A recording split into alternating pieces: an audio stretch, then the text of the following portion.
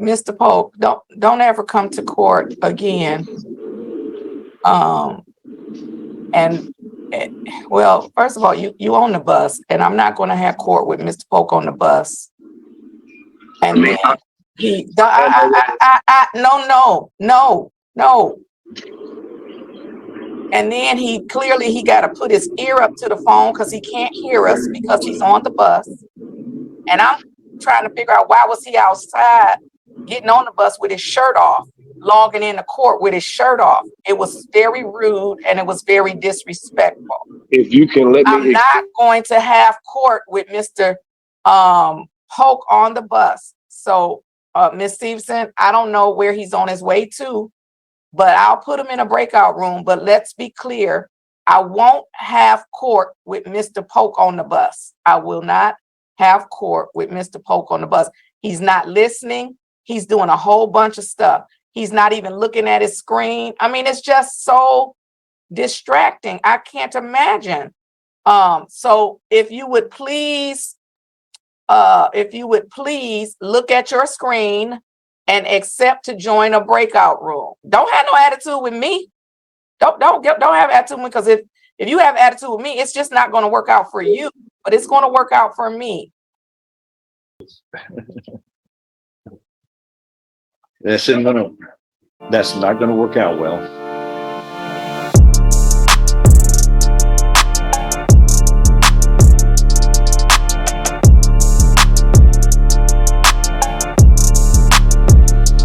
Behalf of Mr. Martis. Mr. Martis, can you please state your name? Yes, Martis. Good morning, Mr. Martis.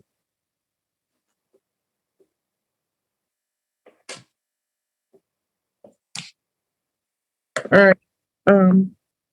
In this particular matter, I believe that Mr. Martis was arraigned on the violation before me, and then he was supposed to come to court, and then he didn't come to court on September 12th, and then he got picked up in the interim time and was arraigned before the magistrate on September the 19th.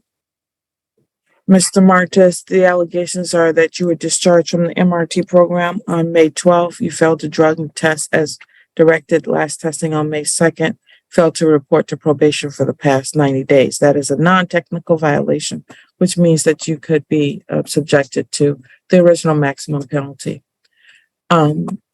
With your client, and you have a right to have a hearing on these matters, at which time, if it is found that you did violate, you could be subjected to the original penalty. Or if you admit to it, what would your client to do?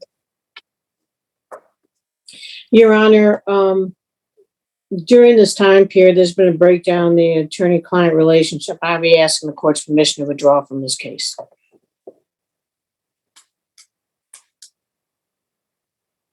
And Your Honor, if I'm not mistaken, was Mr. Martis already arraigned on those violations, but we have the new one with the fentanyl result? I think you're right. I was looking for that. I know I read it somewhere, but I don't know.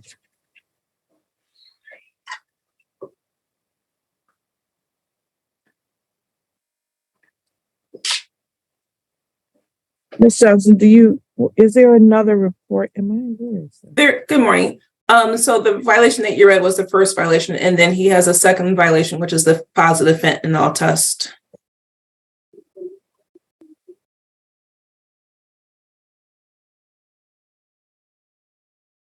I can forward it. Is it in the form of the probation violation? Because I think I'm just missing it in the file. I know I saw it somewhere. And I signed it, I thought. But what was the day of the test? You can forward it, but I'll just arraign him on that too. September 11th was the test. All right. So there is also an allegation that you tested positive for fentanyl on September the 11th, 2023. That is another violation of your probation. What are the violations? I just told you them. I know what's the first one?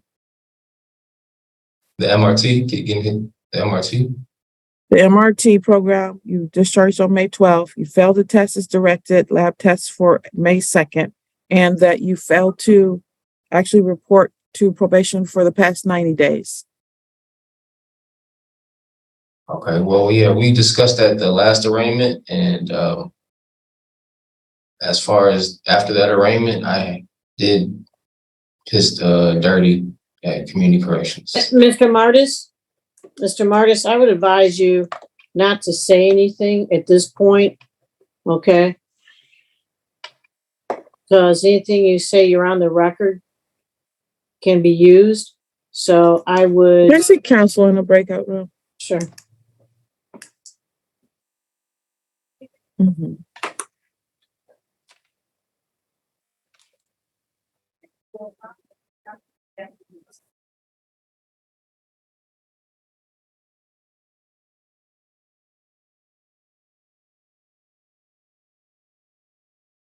That he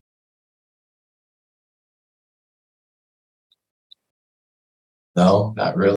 deemed off Martis matter. Mr. Martis, your attorney is requesting to be able to withdraw from your case.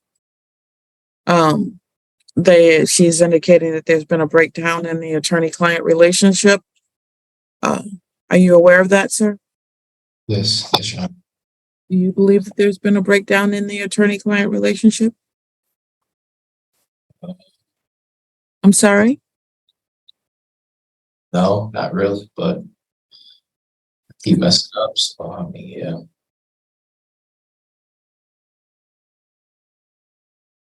All right, Ms. Crater, your client does not feel as though there's been a breakdown in the attorney-client relationship. He does acknowledge that he keeps messing up. You're muted. I made my arguments to the court. I'll leave it to the court's discretion. I have nothing really more to add. This is a complicated case, and he keeps complicating it relative to his immigration status. I don't want to put my conversations out there on that I've explained to the court out on YouTube, so I have nothing more to say than what I've said at the bench conference. All right, thank you. Anything from the people? Nothing from the people, Your Honor. All right. The nature of an attorney-client relationship is complicated. I think that, given the arguments that you've made, Ms. Crater, in terms of why you think there's been a breakdown, it sounds like Mr. Martis has a severe addiction. That is what his problem is. He has a substance use disorder that he can't get under control, which does complicate his case. However, I don't think that it necessarily means that there's a breakdown in the attorney-client relationship. I think that if you're telling me based on those complications, you don't think you can manage this, that's different. But I think that he understands what his problem is. And I think that he doesn't feel that there's a breakdown, and he will continue to treat you as his attorney. So I'm going to deny that request. Well, then going forward, Your Honor, I would ask for an adjournment in this proceeding as I can make contact with an immigration lawyer, which, because I'm retained, his family has to pay for and come up with funds for. That's also an issue. I cannot continue to give immigration legal advice. And so I would ask for a month adjournment in order to have his family secure funds, because my concern, Your Honor, is as follows. I don't believe that a violation of probation is a crime. Okay, it's not a criminal. It's an incarceratable act, but it's not an actual crime. But when he starts admitting to using fentanyl on the record, that is something that I am not sure of the effect of his immigration status. Okay. I can appreciate that. Okay. And then further, we have an issue up at circuit court where we were able to have his plea withdrawn in a pretrial settlement matter, and we were negotiating a resolution in that matter, and then the positive test for fentanyl came up, which pretty much really complicated those negotiations. With that case, what got him deported was his plea to the use of fentanyl. Okay. Well, put him in federal detention. So it has a lot of immigration overtones here, which require input from an immigration lawyer, which requires money, or finding a pro bono immigration lawyer to help him out, which I do not know of any. I've been asking around, but I've not been able to find any. That's the crux of this. As far as him being in the Washtenaw County Jail, I would ask the court to consider the following: releasing him to Dawn Farms inpatient treatment program when a bed's open. I've had a discussion with my client about that, and I believe he's open to that. And for the following reasons. First of all, I don't believe that the Washtenaw County Jail is having AA or NA meetings due to COVID and staff issues. Further, I believe that having him in a setting at Dawn Farms, inpatient on Dawn Farms facility, allows him to be more open and free about his recovery and issues that he's dealing with versus having to have those in the jail and, going back to the block. So, with that being said, I'll leave it. That's all I have to say about that. Clearly, the court, he does have an addiction. We need to get him on the path to handling that, and either the Dawn Farms in jail program or sending him to sending him to the inpatient program when the bed opens is what I would suggest. Right. I know the court's feeling on fentanyl in this matter. And I know, and that's why I'm not asking for a PR bond or anything outside of treatment. Thank you. Ms. McDuffie? I don't have any objections to a release to inpatient. I'm not sure about the status, as Ms. Krasher mentioned, with the situation in the jail, if they're still doing Dawn Farm jail or not. But I do want to confirm a couple of things for the record. One, on September 7th, Mr. Martis has admitted to the first set of violations regarding MRT and the other things, and we had him set for a hearing on that. Actually, I'm not. Yeah, I think he did admit to those. We had a hearing set for him on October 12th. So my understanding is that based on everything that we've discussed today, that although Mr. Martis did make some statements on the records, we are not treating that as an admission to the BOP at this point. Is that correct? That is correct. Okay. So no objection to, again, to release the inpatient if that's something that's available. And I guess I'm just curious about whether or not we're going to keep that October 12th date at this point. I think that would be prudent. Any objections from probation to that? I have no objections with that, Your Honor. Yeah. I will leave it on for the October 12th date, which is, pretty almost, it's not quite. No. Do you think that'll be enough time, Ms. Krasher, or you really need the month? I really need the month, Your Honor, because I have to now, since I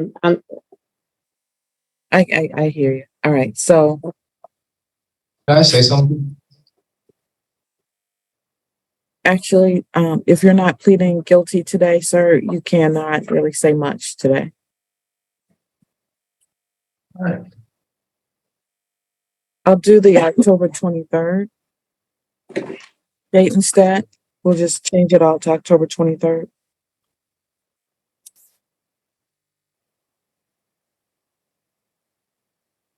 Does that work with your calendar, Ms. Krasher? that's what I'm checking right now, Your Honor.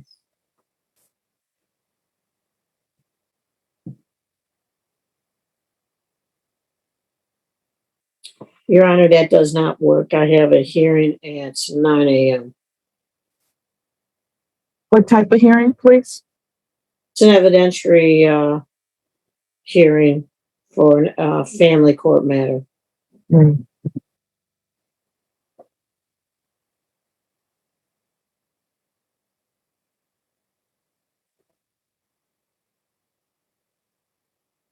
How about October 16th?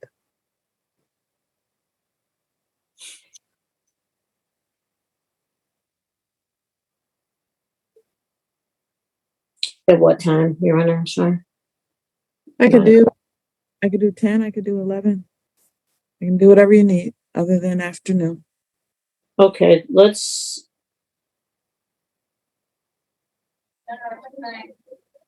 set it for 11 o'clock, Your Honor.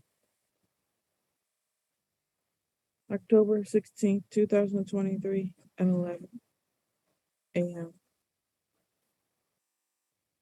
I will Be clean allow for, you to be with I treatment. messed up one time. I don't have an addiction problem. I just messed up one time. I've been clean for a whole year. Mhm. I just want to put that on the record.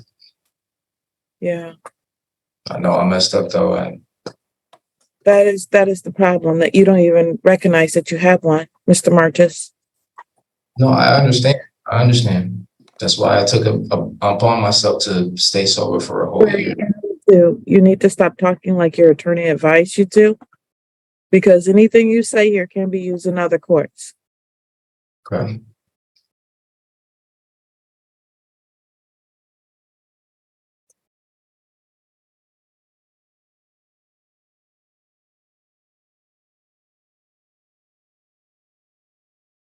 All right.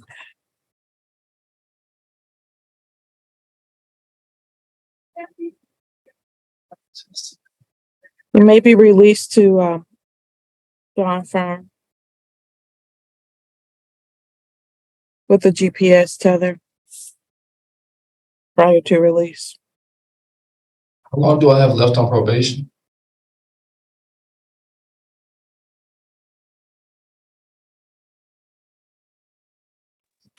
You can talk to your probation agent about that.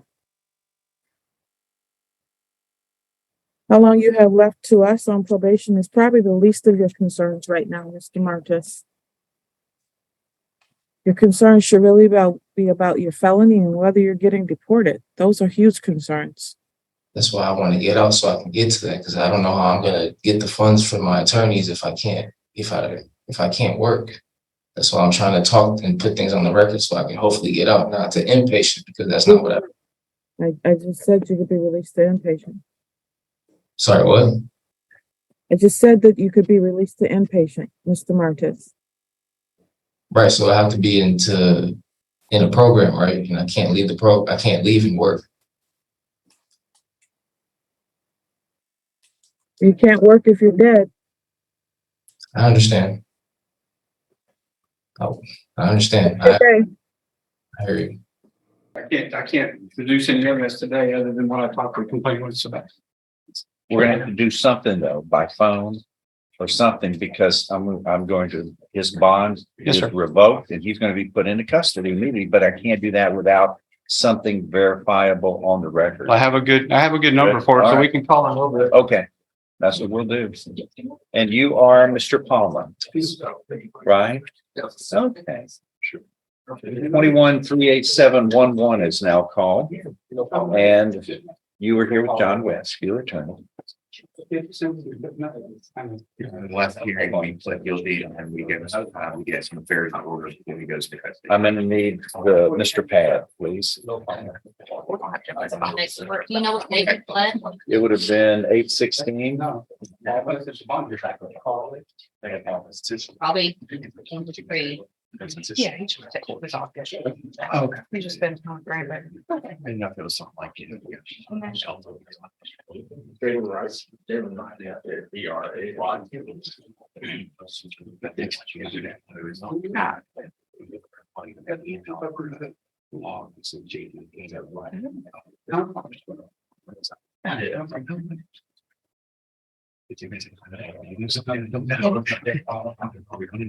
Hold up for you, Judge.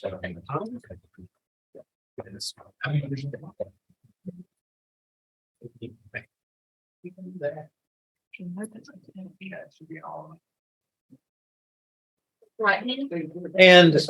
again, you are Herman Palmer in 21-38711 with your attorney, Mr. West is present, and the state's attorney. Earlier, you entered a plea of guilty to this indictment of a state jail felony burglary of a building. And that was done earlier, it looks like on August 16th, last month. We reset this case for sentencing. And the pre-sentence report was waived. And is everyone ready to move forward? State? Yes. And you, sir? You have to speak up. She's got to take it. Okay. All right, Mr. Palmer. Anything else to add? No? From us, John. No, sir. All right. If nothing further to add, I'm going to find as follows that earlier, sir, you had pleaded guilty to the state jail felony of burglary of a building. In this case, voluntarily, knowingly, intelligently. There was sufficient evidence supporting your guilty plea from State's Exhibit 1 admitted at the hearing to find you guilty beyond a reasonable doubt. I now find you guilty beyond a reasonable doubt of the state jail felony.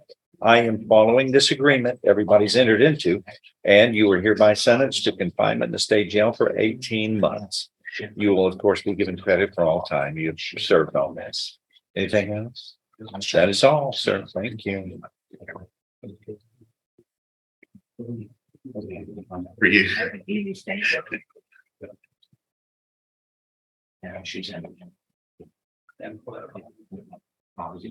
I'm looking at this pad and we have a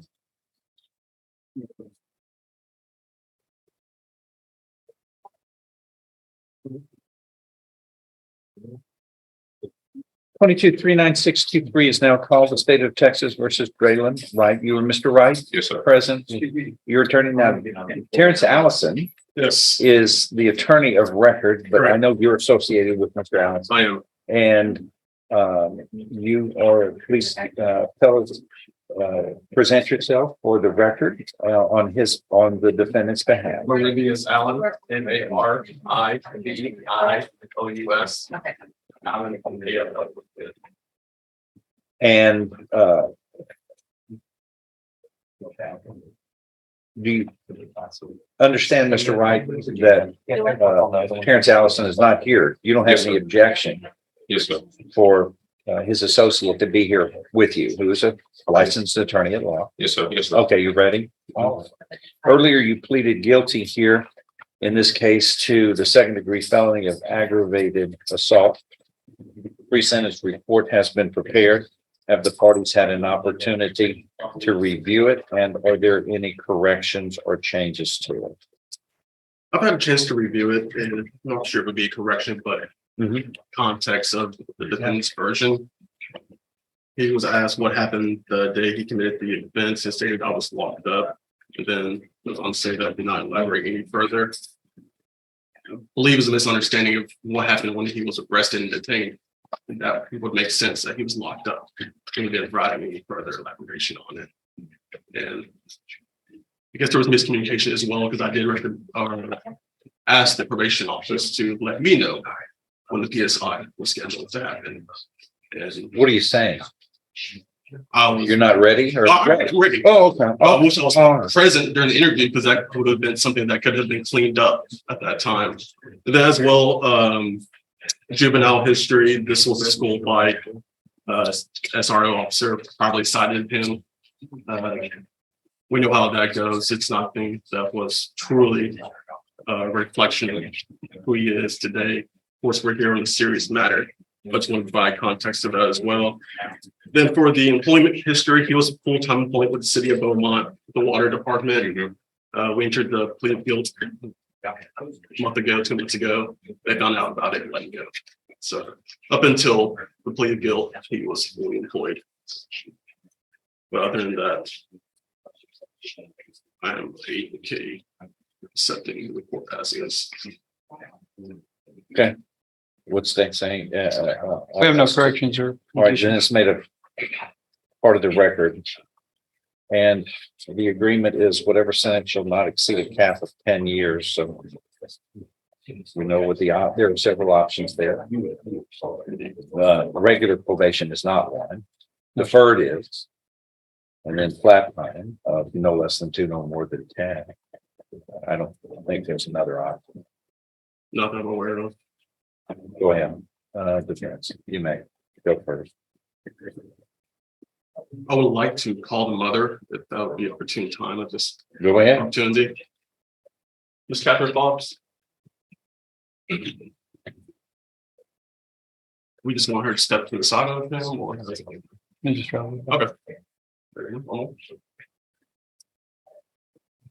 Hey, Miss Fobbs, maybe sworn in. Who is this now? This is the mother. What's your name? Catherine. Did you get that? Raise your right hand. You solemnly swear or affirm that any statement you make today will be the truth, the whole truth, and nothing but the truth, so help you God. Yes. Miss Fobbs, you understand what your son has been charged with? Yes. Aggravated assault with a deadly weapon. Yes, sir. And his upbringing, were you mostly the parent to take care of him? Yes, sir. Okay, and as of today, have you been his main parent of incomes or advice and all that jazz? Yes, sir. Okay, and can you just provide the court with some kind of context of who Brandon Wright is? His character? Yes, sir. Draven, he's my baby. He's the youngest of 3. I've been solely the only parent. The dad is not around. They want anything, to do with him. I've done the best I can with raising him, trying to keep him away from the streets and all of that that's going on. But How's that working out? it's going well since this. Here he is. Yeah. And everything I told him, didn't listen.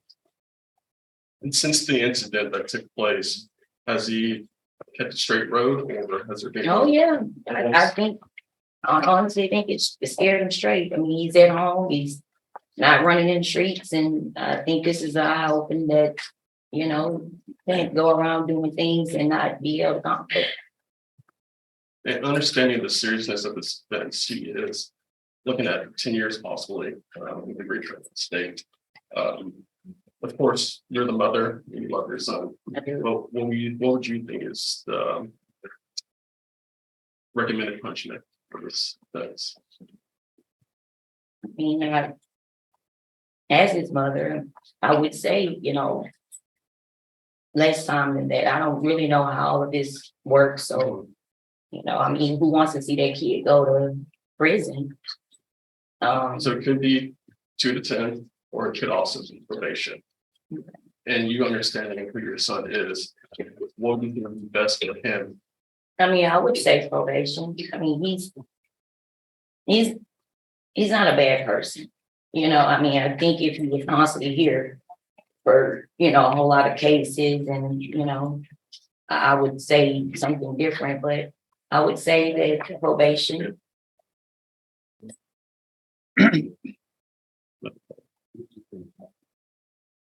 Ma'am, do you understand or do you know any of the facts of the case? What was going on out there? I found out some of what was going on. What did you think happened? When I found out. What do you think? What I think happened, honestly, I don't really know. Okay. I really don't know. I just know bits and pieces of the case. Well, you weren't there. I wasn't there, no, sir. So you don't know that there were 12 shell casings recovered, that your son fired 12 shots at this person? No, I did not know that. But he was shot twice. Two bullets went into the person. No.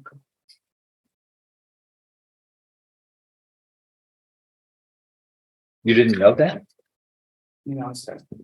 There's a lot you must not know about your son.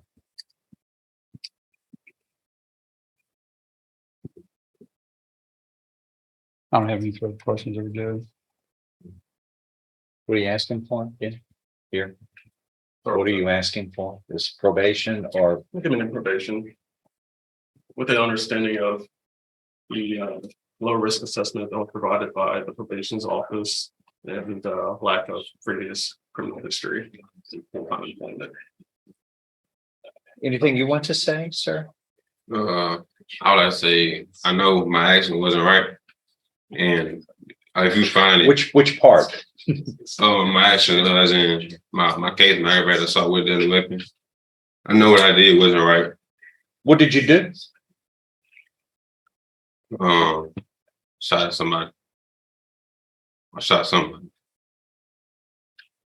What did you think was going to happen when you shot 12 rounds at somebody? I wasn't trying to hit him. You hit him twice. I know, but I wasn't trying to. If that makes sense. All right. All right. He was just out of anger and rage. Over a $100 bet. Yeah, You're going to shoot someone 12 times because you lost a bet.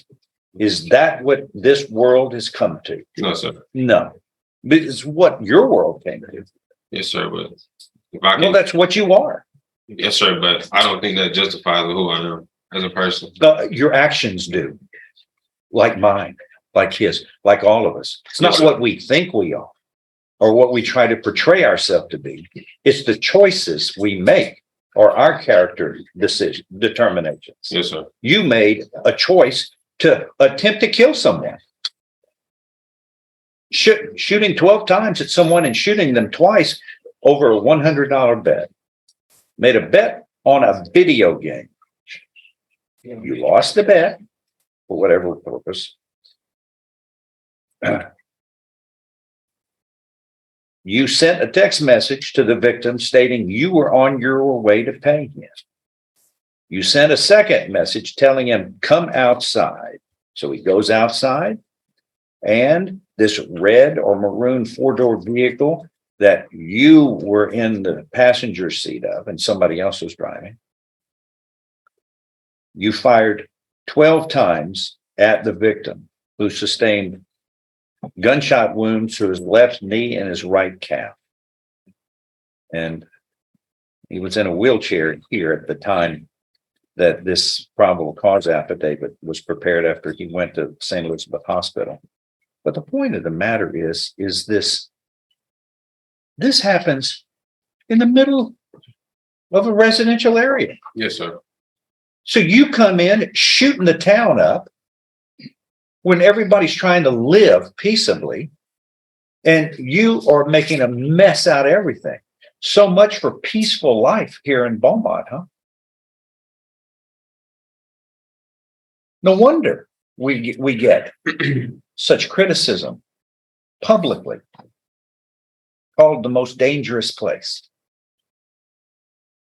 When it's not an evil town, but there are people making it evil. Yes, sir. With bad choices. Yes, You sir. don't drive through a residential area and just shoot 12 times over a $100 bet and think you're going to scamper out of here with just a slap on the wrist. That's terrible. Yes, sir. There's no appreciation over the sanctity of life of another human being. His life is worth you losing a $100 bet. That's what you think. No, sir. Yes, what you did, sir. Your actions speak for your intentions. I don't think you were reared that way. No, sir, I wasn't. Well, then your mother has Jekyll and Hyde in her house. Which one are you? You're playing both sides, but you can't. You can't be evil and good. You've got to pick a choice. But you made a choice that night. And 12 rounds at someone in the middle of a residential intersection, a residential area in town, disrupts everybody. Can you imagine all the people who had to deal with that? How threatened they feel, like their home is not a safe place because of people like you? Over $100 bet? That's what life is worth to you, sir? Well, when you shoot 12 times at a human being, you intend to kill them, especially when you hit them twice.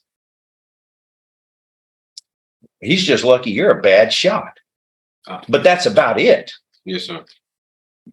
Shame on you for that. That's not what. But it's actions like yours are what makes the front page and what people think our area is all about. when we have good people who are struggling to try to keep the image of this area worthy of all the opportunities that are available with people who can make $40 an hour jobs right and left. Yes, sir. Not you. You're busy messing up in another way.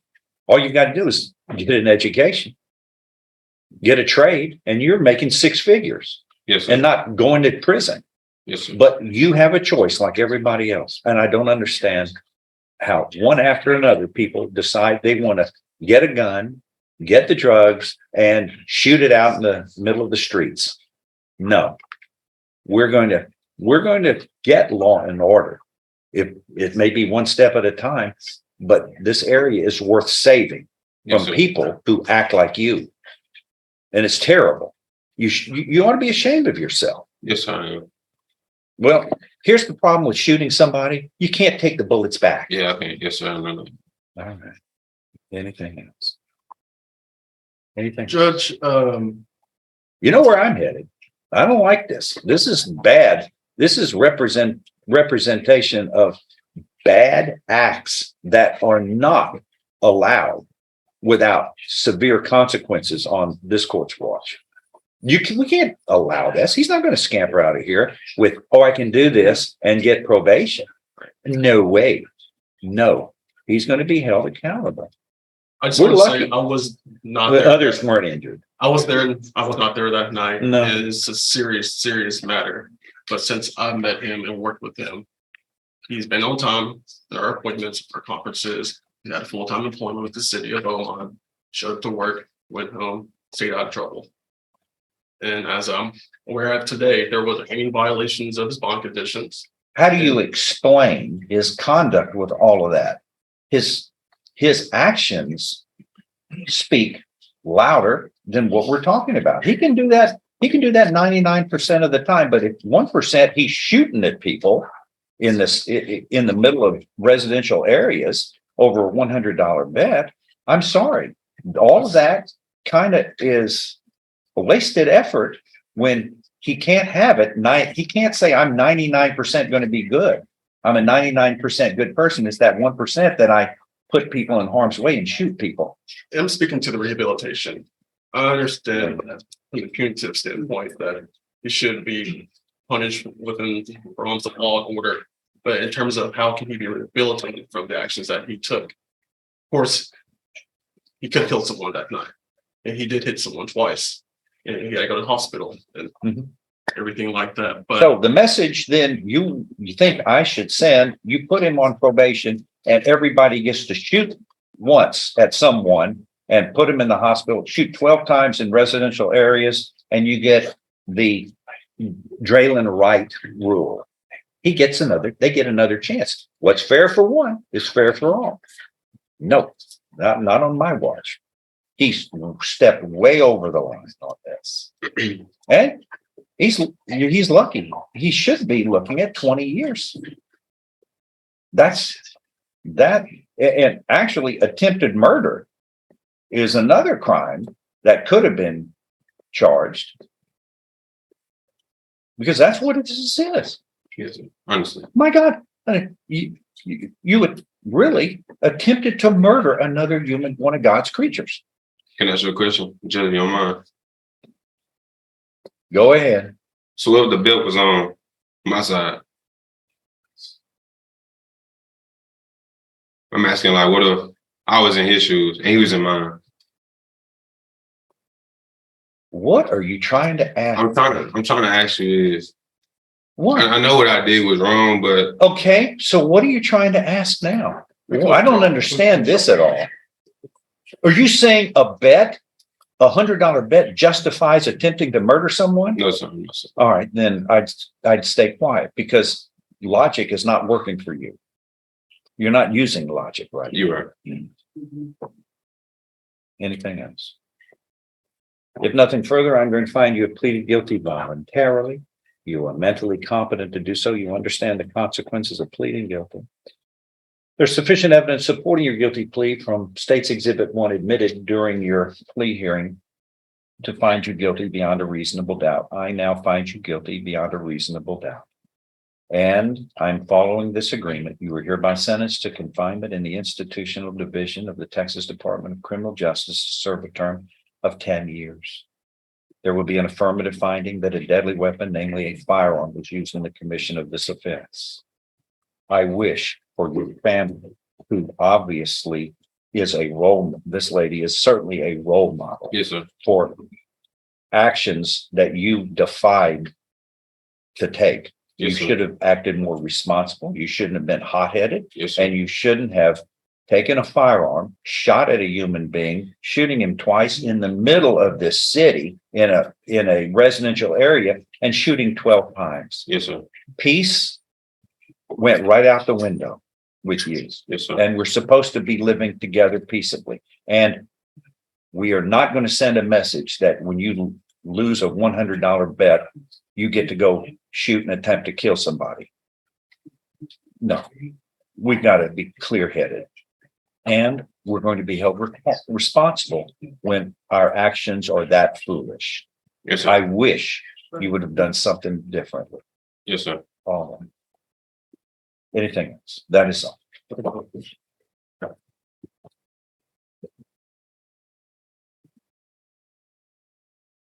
All right, on Todd Robertson, Mr. Burbank is in trial. Todd Robertson, 2240099. Are you around? There is no answer. We're going to get with him later.